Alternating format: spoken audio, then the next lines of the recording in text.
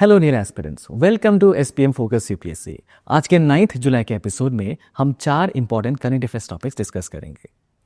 Prime minister Modi का recent south America visit और उसका जियोपॉलिटिकल इंपॉर्टेंस, इंडिया की जीनी इंडेक्स रैंकिंग के बेसिस पर इनइक्वालिटी पर एक डीप डाइव, स्पेस साइंस का एक फैसिनेटिंग डेवलपमेंट, सूरज सिमोनी सर्वे टेलीस्कोप और WHO का new global health tax campaign 3x35। तो चलिए शुरू करते हैं पहले टॉपिक के साथ, इंडिया और साउथ अमेरिका के बीच रीसेंट डेवलपमेंट्स। हमने पास्ट एपिसोड्स में भी देखा है कि हमारे प्रधानमंत्री नरेंद्र मोदी जी एक इंटरनेशनल टूर पर गए हैं। पहले वो घाना गए, इसके बाद ट्रिनिडाड और टोबैगो, फिर वहाँ से अर्जेंटीना, ब्राज़ील और नामीबिया होते हुए वो भारत वापस आएंगे। यहाँ पे 2 major south American countries that is Argentina and Brazil को प्रधानमंत्री जी विजिट करेंगे। ये टूर अगर ओवरऑल देखा जाए तो ये इंडिया के साउथ साउथ कोऑपरेशन के विजन को आगे बढ़ाने के लिए है, जिसका मेन फोकस है ग्लोबल साउथ के नेशंस के साथ क्लोज टाइज डेवलप करना और इंडिया का उनका कलेक्टिव वॉइस बनकर उभरना। आज हम भारत और साउथ अमेरिका के रिलेशंस पर फोकस करेंगे। जनरली ये टॉपिक थोड़ा नेग्लेक्टेड रहता है यूपीएससी एग्जाम में, बट बिकॉज हमारे प्रधानमंत्री जी इन देशों को विजिट कर रहे हैं तो इनसे क्वेश्चंस आने के चांसेस बढ़ जाते हैं। विद ड्यू फोकस सबसे पहले ब्राज़ील की बात करते हैं। ब्राज़ील और इंडिया के बीच एक इंटरेस्टिंग हिस्टोरिकल बैकग्राउंड है। ब्राज़ील कई सेंचुरीज तक पोर्चुगीज रूल के अंडर था और उसी टाइम पे गोवा भी पोर्चुगल के कंट्रोल में था, लगभग 450 ईयर्स तक। इस हिस्टोरिकल ओवरलैप के बावजूद दोनों कंट्रीज के इकोनॉमिक एक्सचेंजेस यूनिक रहे हैं।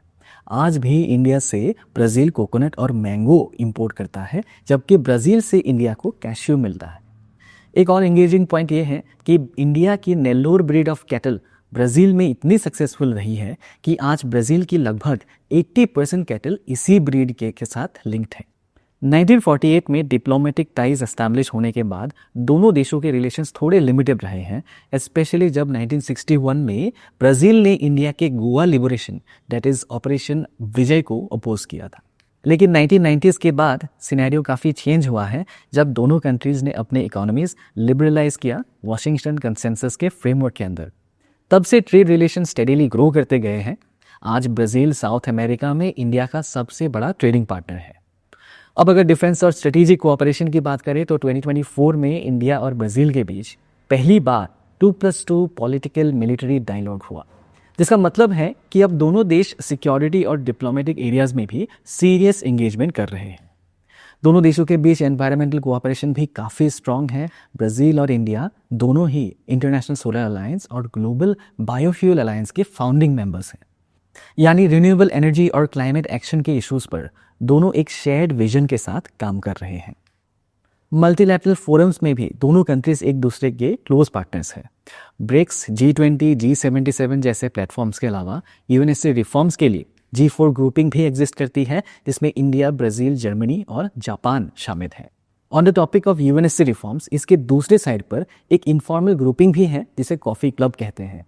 इसमें Italy, Pakistan, Argentina, south Korea जैसे कंट्रीज शामिल हैं। ये यूएनएससी के परमानेंट मेंबरशिप एक्सपांशन के खिलाफ है। अब चलते हैं अर्जेंटीना की तरफ। प्राइम मिनिस्टर मोदी ने 4 जुलाई 2025 को अर्जेंटीना विजिट किया। ये एक मेजर डिप्लोमेटिक आउटरीच था और 57 ईयर्स बाद ये किसी इंडियन प्राइम मिनिस्टर का पहला बायलैटरल विजिट था। इसके पहले 1968 में प्राइम मिनिस्टर इंदिरा गांधी ने अर्जेंटीना विजिट किया था अपने साउथ अमेरिका टूर के दौरान। 2024 में इंडिया और अर्जेंटीना ने अपने डिप्लोमेटिक टाइज के 75 ईयर्स भी कंप्लीट किए थे। अर्जेंटीना की इंपॉर्टेंस भारत के लिए भी बढ़ जाती है because of its massive lithium reserves. Green energy transition के कॉन्टेक्स्ट में लिथियम एक क्रिटिकल रिसोर्स है और इंडिया के ईवी गोल्स के लिए अर्जेंटीना एक स्ट्रेटेजिक पार्टनर बन सकता है। 2024 में इंडिया अर्जेंटीना का 5th लार्जेस्ट ट्रेडिंग पार्टनर था, जो बताता है कि इकोनॉमिक टाइज भी स्टेडीली इंप्रूव हो रहे हैं इन दोनों देशों में। इसी टॉपिक पर रेफरेंस प्रैक्टिस क्वेश्चन दिया गया है, इसका आंसर आप कमेंट सेक्शन में दे सकते हैं। अब चलिए let's move on to the second topic, India की ranking in terms of economic equality. World bank के अकॉर्डिंग इंडिया का कंजम्पशन बेस्ड जीनी इंडेक्स 25.5 है, जिसकी वजह से इंडिया वर्ल्ड का 4th मोस्ट इक्वल कंट्री बन गया है। इस लिस्ट में इंडिया के आगे सिर्फ स्लोवैक रिपब्लिक, स्लोवेनिया और बेलारूस है। ये कंपैरिजन समझना ज़रूरी है।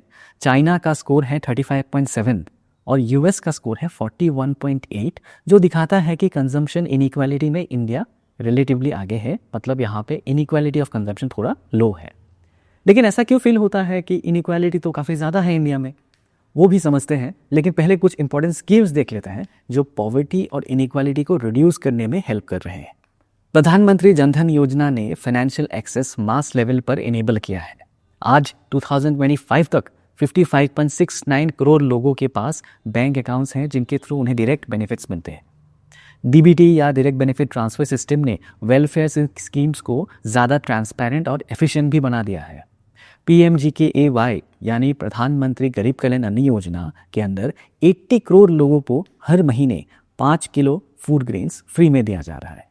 और ट्रेडिशनल आर्टिजन्स और वर्कर्स के लिए प्रधानमंत्री विश्वकर्मा योजना लॉन्च की गई है, जिसमें बेनिफिशियरीज को collateral free loans, tools, digital training और मार्केट एक्सेस मिल रही है। तो फिर इनइक्वालिटी हाई क्यों लगती है? पहला रीज़न ये है कि जीनी इंडेक्स कंजम्पशन डेटा पर बेस्ड है, ना कि इनकम या वेल्थ पर। अमीरों का जो कंजम्पशन है वो कम रिपोर्ट होता है और उनका पैसा मोस्टली सेविंग्स या इन्वेस्टमेंट पे चला जाता है। दूसरा फैक्टर ये है कि top 1% house holds generally service में कवर नहीं होते हैं। NSS या PLFS जैसे सर्विस अल्ट्रा रिच लोगों तक नहीं पहुंचते हैं।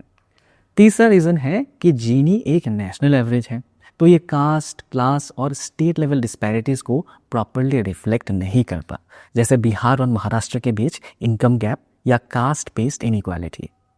रिसेंट वेल्थ इनइक्वालिटी रिपोर्ट के हिसाब से 2022-23 में इंडिया का टॉप 1% लोगों के पास 22.6% ऑफ टोटल इनकम था, जो 1922 के बाद का हाईएस्ट लेवल है। और वेल्थ टर्म्स में अगर उनका शेयर देखा जाए then it is around 39.5%। Multi dimensional poverty index के डेटा के मुताबिक इंडिया में 234 मिलियन लोग एक्सट्रीम पॉवर्टी में रहते हैं, वर्ल्ड का हाईएस्ट है ये। On this topic French economist Thomas Piketty, जिन्हें मॉडर्न डे मार्क्स भी कहा जाता है, उन्होंने अपनी बुक कैपिटल में सजेस्ट किया था कि मॉडरेट वेल्थ टैक्स एक प्रैक्टिकल सोल्यूशन हो सकता है to address this rising inequality. इसी टॉपिक पर अपनी डिस्कशन दिया गया है, इसका आंसर आप कमेंट सेक्शन में दे सकते हैं। अब चलते हैं तीसरे टॉपिक की तरफ, सिमोनी सर्वे टेलीस्कोप, जो वेरा सी रूबिन ऑब्जर्वेटरी का पार्ट है। चिले के सेरो पाचोन माउंटेन पर यह ऑब्जर्वेटरी बनी है और यहाँ इंस्टॉल हुआ है एक अल्ट्रा मॉडर्न टेलीस्कोप, सिमोनी सर्वे टेलीस्कोप, जो एक जायंट डिजिटल कैमरा के साथ फिटेड है। ये टेलीस्कोप काफ़ी स्पेशल है बिकॉज इसका फील्ड ऑफ व्यू बहुत बड़ा है।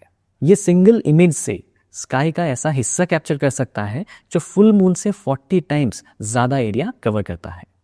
ट्रेडिशनल टेलीस्कोप्स जैसे हबल और जेम्स वेब से कंपैरिजन करें तो ये वाइड फील्ड और फास्ट मूवमेंट दोनों में एडवांस्ड है। सिर्फ 10 मिनट्स में रिपोजिशन हो जाता है, जो लार्ज टेलीस्कोप्स के लिए बहुत ही अनयूजुअल है। सबसे स्ट्राइकिंग फीचर इस टेलीस्कोप का है 3.2 गीगापिक्सल CCD कैमरा, जो वर्ल्ड का सबसे लार्जेस्ट है। ये टेलीस्कोप हर फ्यू नाइट्स में पूरे विजिबल स्काई को स्कैन करता है, जिससे नए एस्टेरॉयड्स, कॉमेट्स और स्पेस ऑब्जेक्ट्स डिटेक्ट किए जा सकते हैं।